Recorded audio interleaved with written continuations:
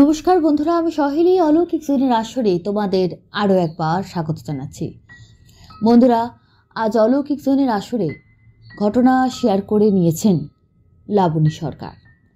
লাবণীদি বলছেন ঘটনাটা আজকের না, আজ থেকে বেশ অনেক বছর আগেরই ঘটনা। 2006 সাল। ওনাদের বাড়ি বর্ধমানের বাক্সারা গ্রামে। বলছেন আমি, আমার ভাই, মা, বাবা, আমাদের পরিবার, তার সঙ্গে আমার কাকাদের পরিবার, আমরা জয়েন্ট ফ্যামিলিতে থাকতাম। গ্রামের বাড়ি, আমাদের বাড়ির পোর্শনটা মাটিরই ছিল, ছোটোবেলা থেকে মাটির ঘরে বড় হয়েছি। আর একটা কথা বললেন যে গ্রামে থাকা দরুন সাপ খোপ দেখাটা আমাদের কাছে খুব নর্মাল ছিল। হ্যাঁ, এমন নয় যে রোজ দেখতে পেতাম, কিন্তু আমরা শহরের লোকেরা যেমন একদমই সেভাবে দেখতে পায় না, কিন্তু আমরা বৃষ্টি হলে, বর্ষাকালে বিশেষ করে, আর কিছু কিছু সময় সাপ কিন্তু দেখা যেত। বিশেষ করে ওনারা বলছে আমাদের খড়ের গাদা, যেটা বলে খড়ের গাদা ছিল, যেখানে খড় জমা করে রাখা হয়, তার পাশ দিয়ে প্রচুর সাপ দেখা যেত। কেন এত সাপের কথা বলছি? আজকে ঘটনার সঙ্গে সাপের বিষয়টা অদ্ভুতভাবে যোগাযোগ আছে। তারপর থেকে অনেক দিন কেটে গেছে, ওনারা বড় হয়ে গেছেন।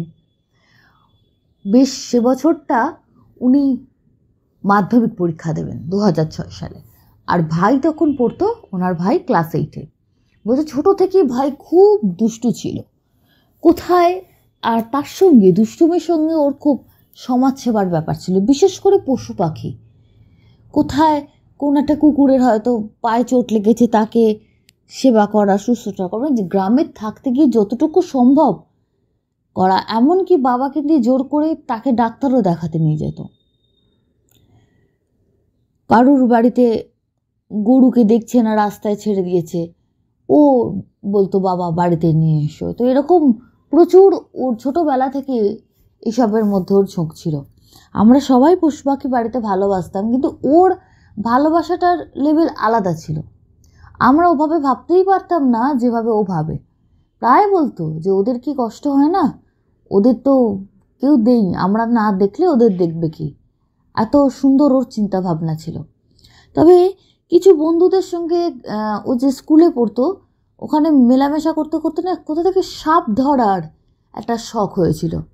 ওদের সঙ্গে একটি বেদের ছেলে স্কুলে পড়াশোনা করতো, যতটুকু আমরা জানতে পেরেছি। তো ন্যাচারালি তাদের জন্মগতভাবে সাপ ধরানো, ওদের কাছে সাপ ধরার যে বিশেষ লাঠি থাকে সেসব থাকে, ওটা ধরতে পারে। ওর সঙ্গে খুব মেলামেশা করতো। এবার পশু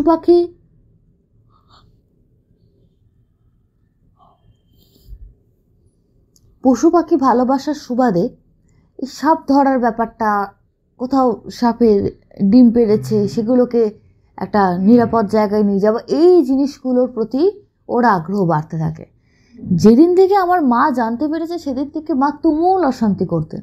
বলতে এমনি কুকুর বেড়ালকে সেবা করছো, তাদেরকে খাওয়াচ্ছ, সব কিছু করো, তাদের কারোর অসুখ করলে তাদেরকে নিয়ে ভেটেরিনারির কাছে নিয়ে যাচ্ছ, কোনো সমস্যা নেই। সাপ খুব সাংঘাতিক প্রাণী, সাপের দিকে তুমি হাত বাড়িও না। ও বলতো না মা, আমার বন্ধু বলে দিয়েছে সব সাপ বিষধর হয় না, আর ওরকম আসলে ভীতু প্রাণী, মানুষকে দেখলে ভয় পায়, তাই ওরা ছোবল মারে। মা বলেছিলেন যে মানুষকে দেখলে ছোবল মারে, ভয়ে পায় না আনন্দে ছোবল মারে, আমরা জেনে কি করব? সাধারণ মানুষ, আমরা ছোবল খাবো কেন, আর আমরা কি জানি তার ব্যাপারে? তুমি এসবে পা বাড়িও না, এদিকে যেও না, দিয়ে প্রচুর মা বারণ করতো। সে বছরে বললাম আমি মাধ্যমিক পরীক্ষা দেবো, 2006 সাল ফেব্রুয়ারিতে আমার পরীক্ষা, 21 তারিখ। উনি বলছেন এখনও ডেট মনে আছে। জানুয়ারির সেদিনকে 22 তারিখ, আমার পরীক্ষা একদম টায় 1 মাস বাকি আছে।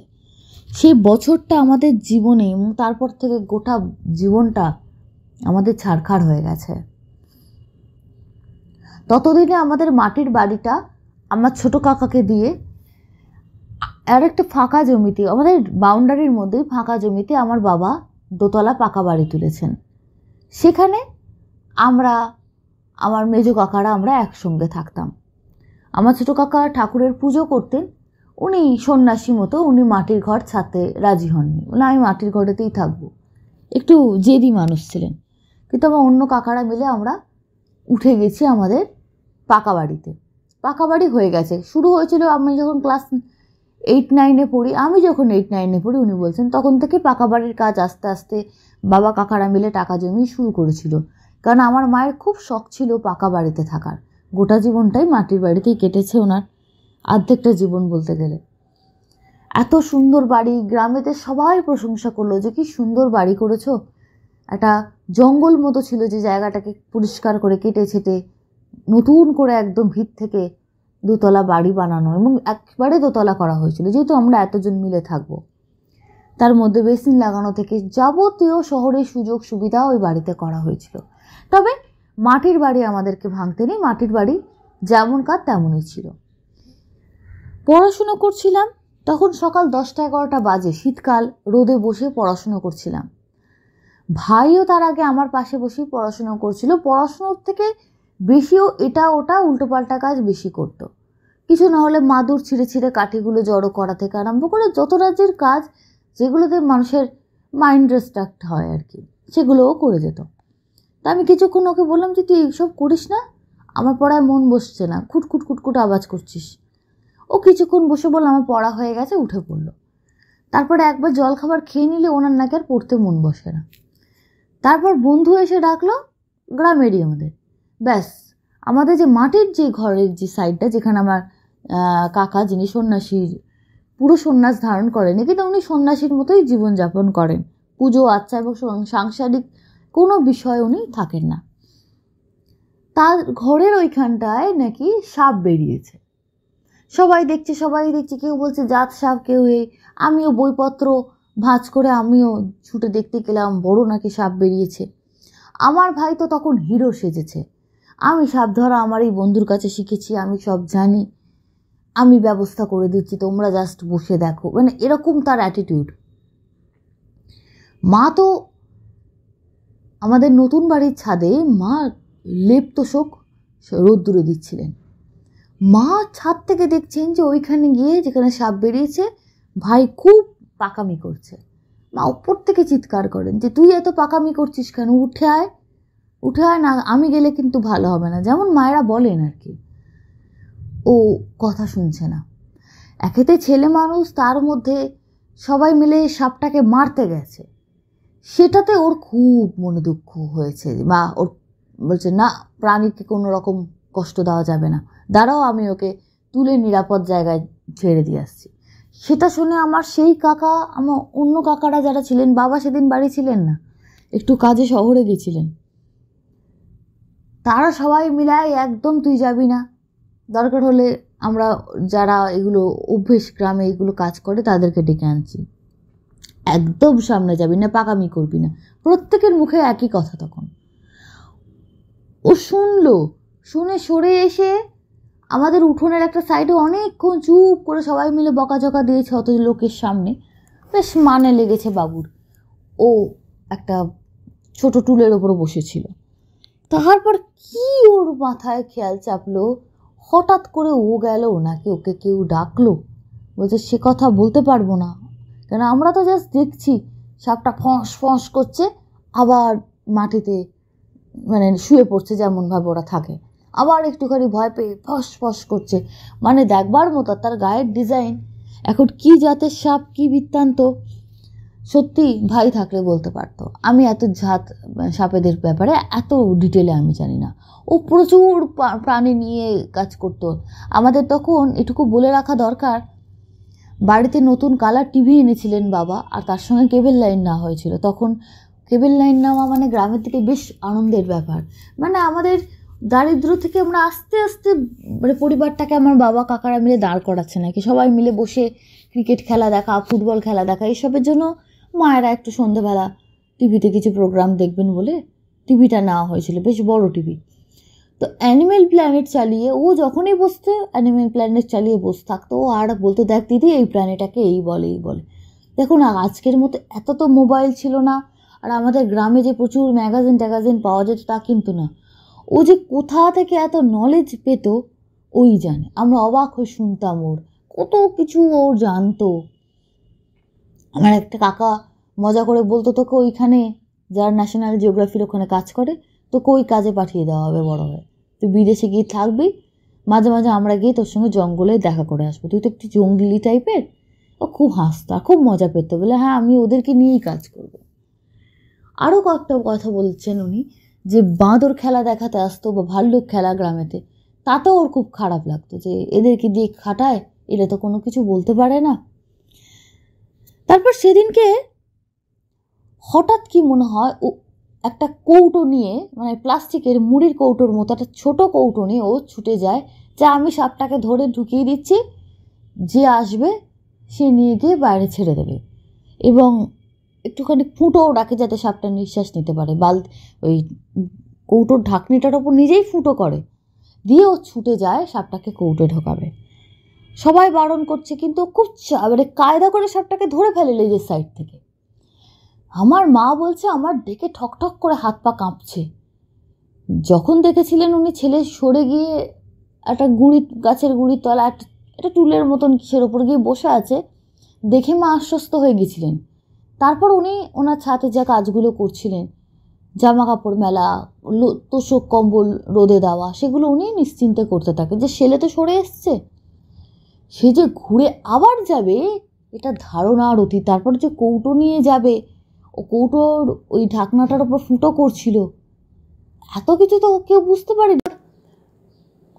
ছুটে গিয়ে ও সাপটাকে যেভাবে ও ধরে ফেলে, সবাই দেখে যে না, সাপ ধরার কায়দা তো সত্যিও জানে।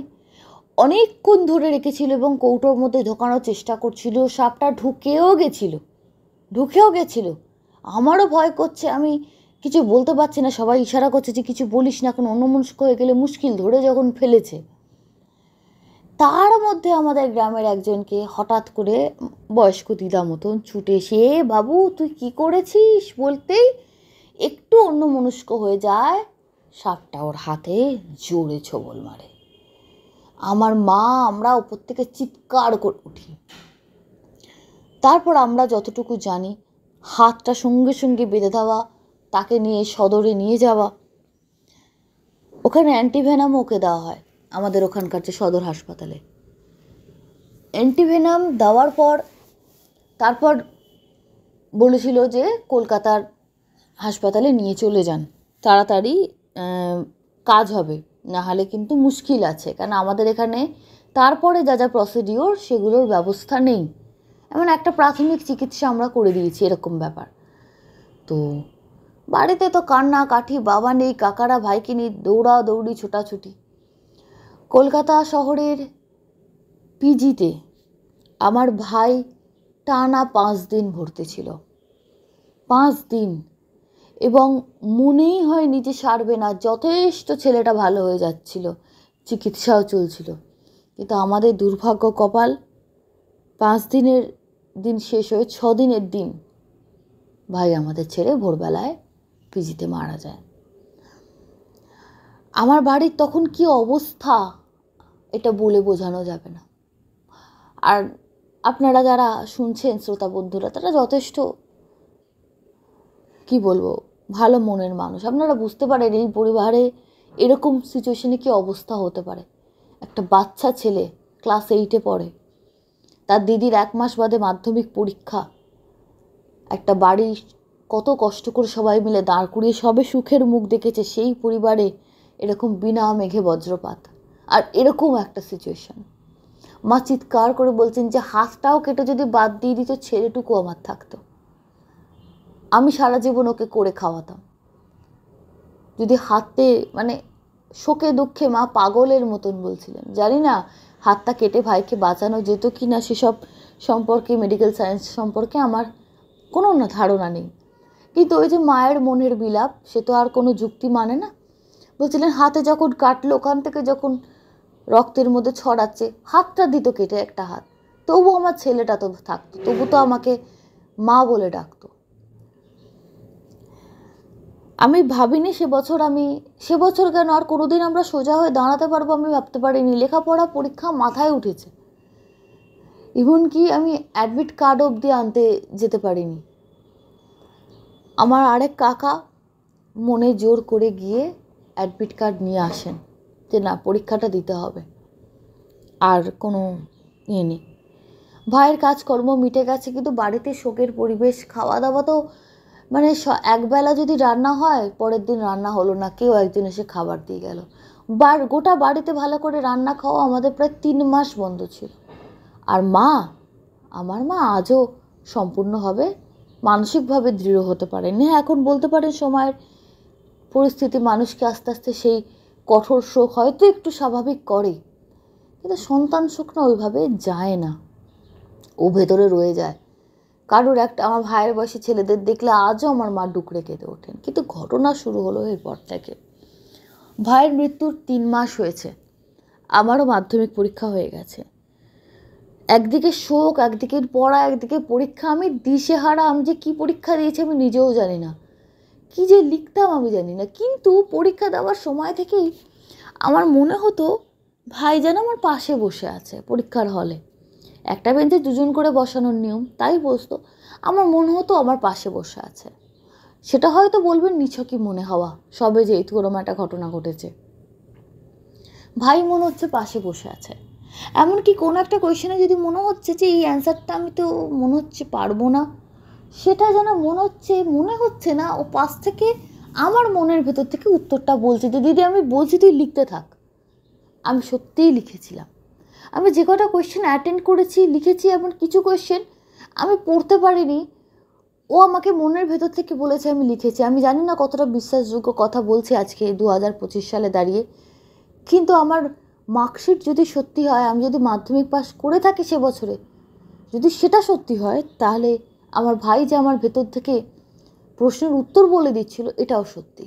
না হলে আমি পরীক্ষায় ফেল করতাম, কারণ আমি বই খুলে আর দেখি না, তার থেকে সারা বছর যা পড়েছি আমার মাথা থেকে উড়ে গিয়েছিল, ব্ল্যাঙ্ক পুরো, আমি নিজের মধ্যে ছিলাম না।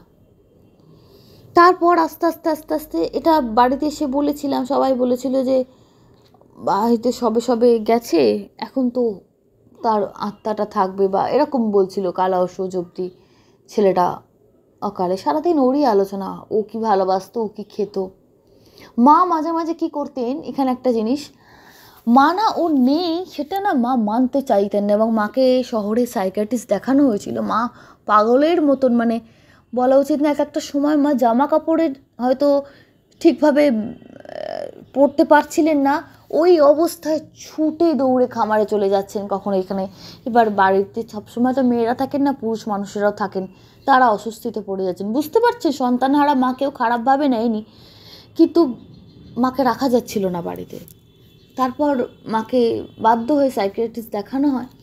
তিনি দেখার পরে বলেন যে ও যখন ভেবে শান্তি পাচ্ছেন উনি যে ওনার ছেলে আছেন, আপাতত ওটুকু নিয়ে থাকতে দিন, জোর করে আপনার ছেলে নেই মারা গেছেন এসব বলার ওনাকে কোনো প্রয়োজন নেই। তাই করা হলো। মায়ের মন ভালো লাগবে, যা করে বাবা বলতো তাই করুক, কেউ আটকেও না।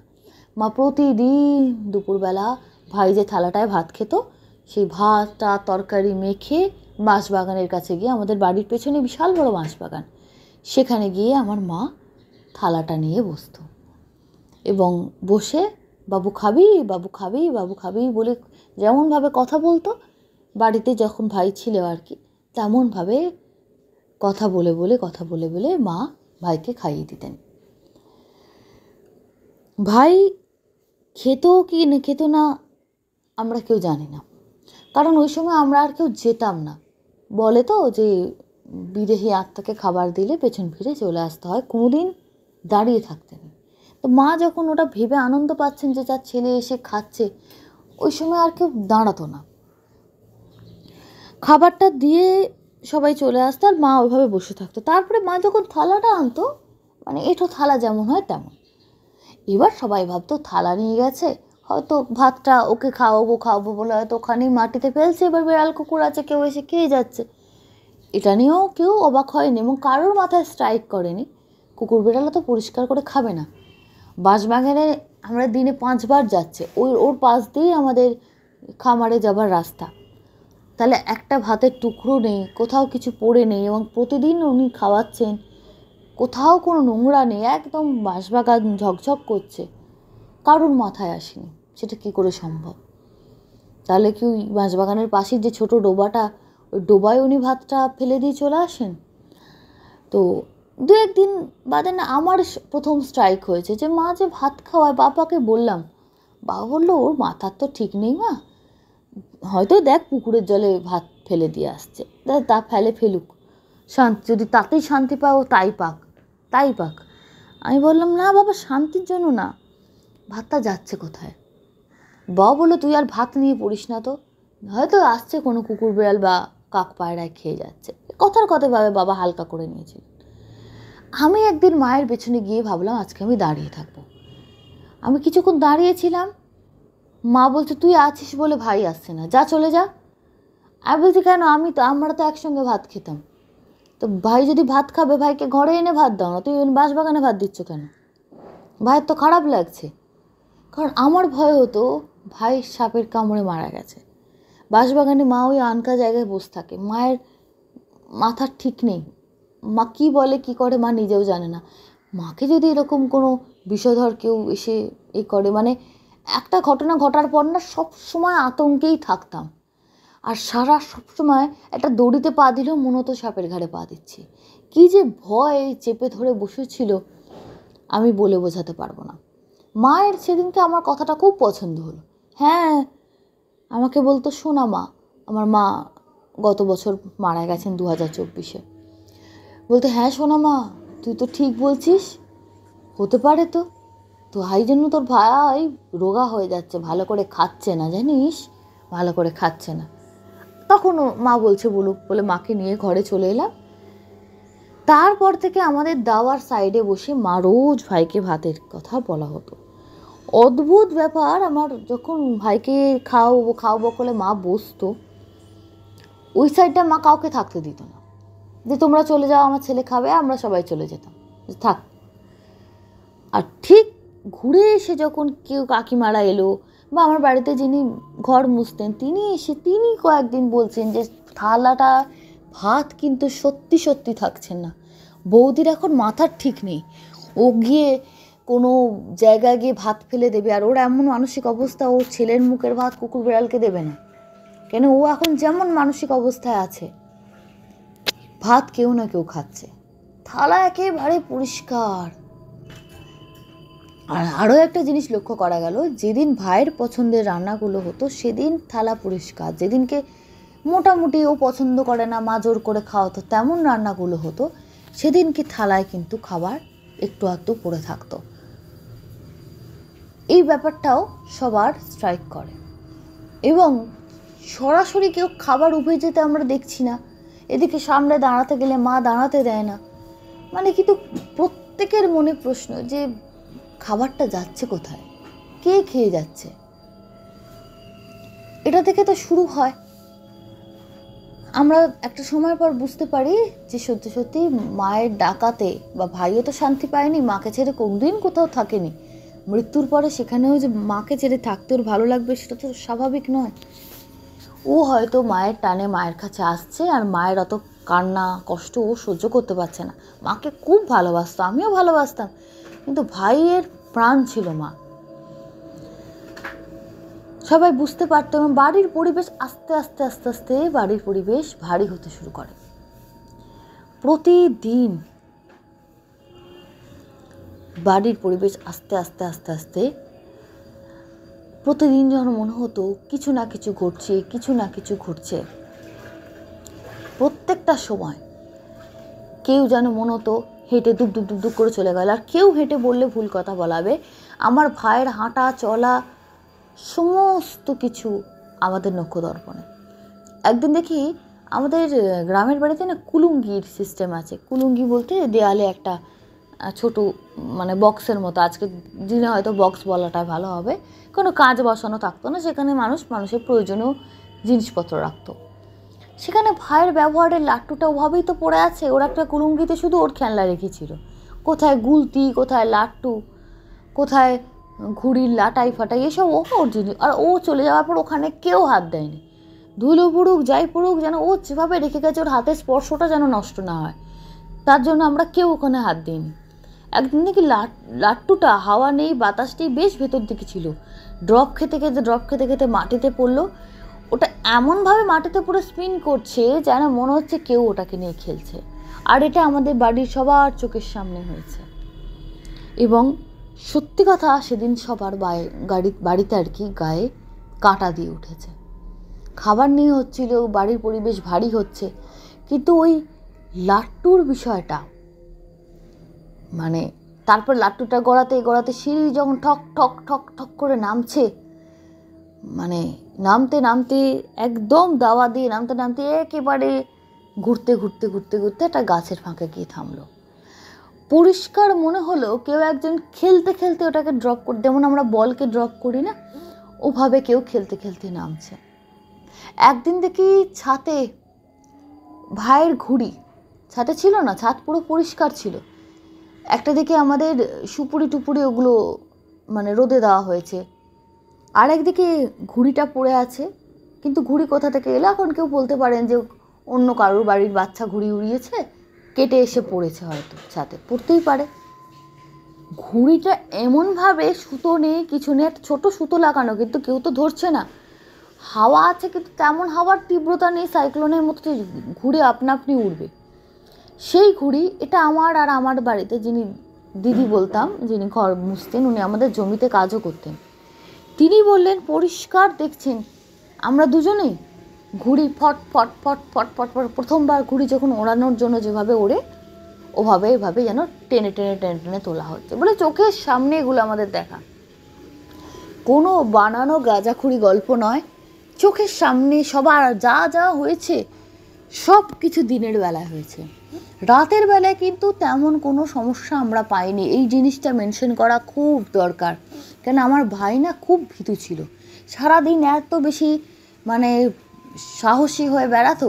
অত বড় ছেলে রাত্রেবেলা বাথরুম যেতে গেলে, কলঘরে যেতে গেলে মাকে ডাকতো, মা রাত্রিবেলা বলতো সারাদিন গাধার খাটুনি খেটে আমি পারবো না, অত বড় ছেলে সারাদিন এত তুমি এই করছো তাই করছো। আর কলঘরে যেতে গেলে মা বাবাকে ডাকতো, বাবাকে ডেকে নিয়ে উঠতো আমাকে, বা কখনো আমার সেই ছোট কাকাকে ডেকে নিয়ে ও বাথরুমে যেত। এত রাত্রিবেলা বাইরে যেত, ভয় পেত।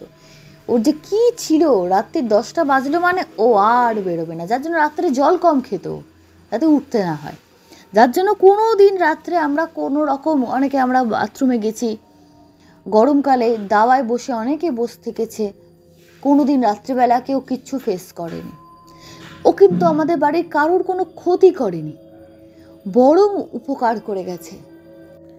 একদিন বাবা যাচ্ছেন কলকাতা শহরে, কিছু কাজ আছে, ভাই যেন বাবা বলছে ফিস করে কানে বলে গেল, ও বাবা দেরি করে বেরিয়েছো, এখন কিন্তু আজকে ট্রেন বন্ধ, অবরোধ চলছে, গাড়ি কিন্তু দাঁড়িয়ে যাবে, তুমি কিন্তু যেও না। বাবা বেরিয়ে রেডি হয়ে গেছে, তবু যেন মনটা খচখচ কেন মনে হলো, পুরো যেন ছেলেটার গলা শুনলাম, বাবা চোখ ভরে জল চলে এলো। কতদিন বাদে ছেলের গলা যেন পরিষ্কার পাশে এসে বলছো, বাবা আজকে তুমি বেরিও না। কিছুক্ষণ বাদে বাবা খবরে দেখছে, আমাদের টিভির খবরে দেখাচ্ছে ওখানে কি হয়েছে, অবরোধ চলছে। তো এই জিনিসগুলো ভাই প্রতিটা জায়গায়, এবং কি শেষ অবধি যতদিন আমি পড়াশুনো করেছি, পাশে এসে আমি পড়াশুনো করতাম, গ্র্যাজুয়েশনে যখন পড়াশুনো করতাম মনে হতো বাড়ির পাশে এসে বসে আছে, এই তুই এত পড়ছিস, এবার উঠে আমাকে কিছু দে না রে, কিছু খাবার খাই, মা তো সেই কখন থেকে রান্না করছে। আমি নিজে নিয়ে কিছু খাবার নিয়ে ছাদে দিয়ে আসতাম, কিছুক্ষণ বাদেই যখন যেতাম দেখতাম মুড়ির বাটি টাটি পুরো খালি। কোনোদিনও কারোর ক্ষতি করেনি।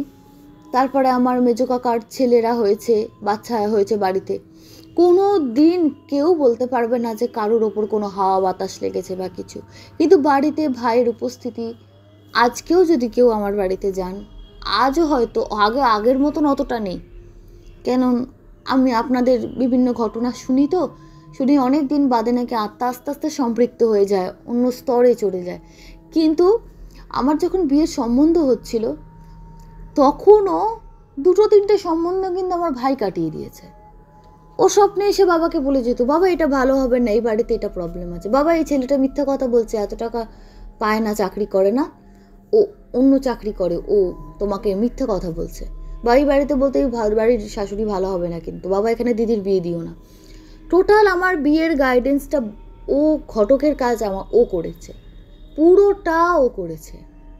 এবং আমার বর্তমানে যে বিয়ে হয়েছে, যেখানে আমার বিয়ের কথা হয়েছিল আমাদের অন্য মানে জ্ঞাতির বাড়ির একজন, তার সঙ্গে সম্বন্ধ হয়েছিল। বর্তমানে সে আমার সম্পর্কে দেওর হয়, সম্বন্ধ যেমন হয়। ভাই স্বপ্নে এসে বাবাকে বলছে, বাবা এর সঙ্গে বিয়ে দিও না, দিদির সঙ্গে কিন্তু এর সঙ্গে বিয়ে হলে সুখী হবে না।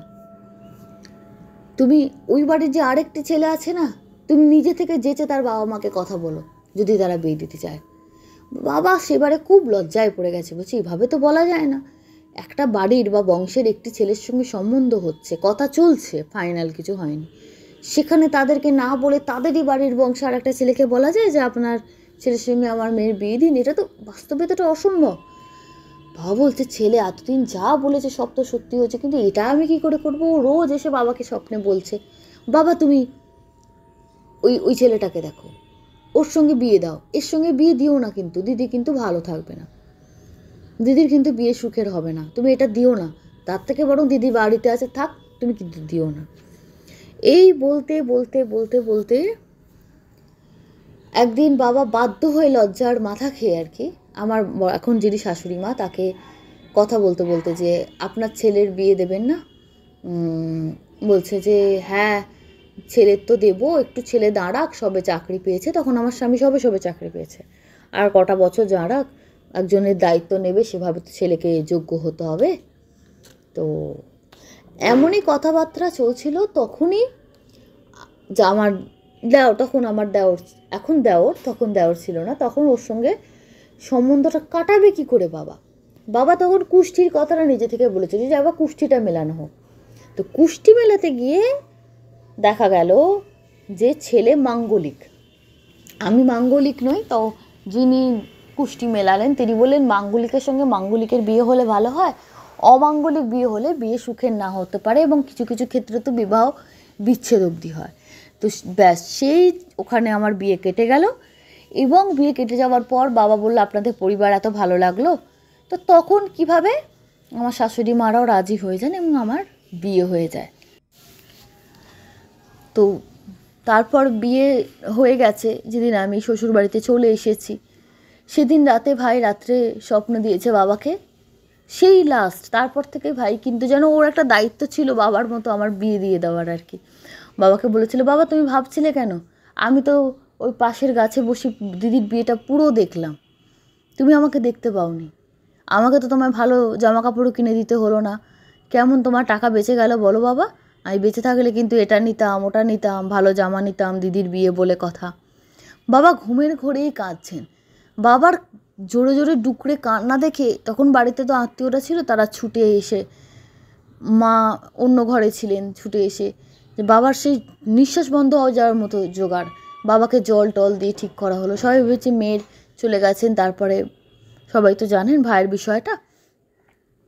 তো বলার পর বললো এই কথা আমাকে বলছে যে বাবা আমি বেঁচে থাকলে কিন্তু তোমার অনেক খরচা হতো, তোমাকে আমায় এই দিতে হতো ওই দিতে হতো, ওতে বাবা খুব মানে মনে কষ্ট পেয়েছেন। তো বাবার কি মনে হয়েছিল, তারপরে আমার সমস্ত বিয়ের অনুষ্ঠান অষ্টমঙ্গলে মিটে যাওয়ার পর বাবা গয়ায় গেছিলেন পিণ্ডদান করতে। না, ওখানে একটা আশ্রম আছে দুস্থ বাচ্চাদের নিয়ে। বাবা একটা ভাইয়ের বয়সী ছেলেকে দেখেছিলেন, মানে অনেকটা মানে গড়ন পেটন বাবা দেখেছিলেন যে ভাইয়ের মতো। তো ওকে ভালো জামা জুতো নিয়ে বাবা ওকে কিনে দিয়েছিলেন, বলে বাবা আমার ছেলেটাকে দেখতে অনেকটা তোমার মতন ছিল, বেঁচে থাকলে তোমার থেকে অনেক বড় থাকতো, তো ওকে তো দিতে পারলাম না, তুমি এটা পড়ো, ব্যবহার করো। তো ও নিয়েছিল। আর কিছু দুস্থ বাচ্চাদের বাবা খাইয়েছিলেন। বাবা যতদিন বেঁচে ছিলেন বছরে একবার যেতেন ওখানে, ভালো লেগেছিল, বাবা ওই আশ্রমটায় সাহায্য করতেন তাদেরকে যতটুকু বাবার সামর্থ্য। বাবা মারা গেছেন ধরে নিন অনেক বছর হয়ে গেল, আমার বিয়ের 1.5-2 বছর বাদেই বাবা মারা যান। বাবার হার্ট স্ট্রোক হয়েই বাবা মারা গেছেন। বাবা মৃত্যুর আগে কয়েকদিন বলেছিল মাকে যে আমার বোধহয় সময় হয়ে গেছে, বাবু সোনা আমাকে বলছে বাবা এবার আমি তুমি একসঙ্গে থাকবো। তখনই মায়ের মন জানান দিয়েছিল যে আর বোধহয় এবার আর একটা কিছু ঘটতে চলেছে। তো বাবার চলে যাওয়া, তারপর মা অনেক দিন গ্রামে ছিলেন, কিন্তু মায়ের ছানি অপারেশন হওয়ার পর থেকে মা চোখে ভালো যেহেতু দেখতে পেতেন না, ভাই যেহেতু নেই, ভাই থাকলে সে তো কর্তব্য করতো, বাবা নেই। আমি, আমার স্বামী, আমার মাকে আমরা আমার কাছে এনে রেখেছিলাম। আমার মা 2024-এ মা মারা যাওয়ার আগের মুহূর্ত অবধি আমার বাড়িতে ছিলেন। আমার বাড়িতেই মা মারা গেছেন।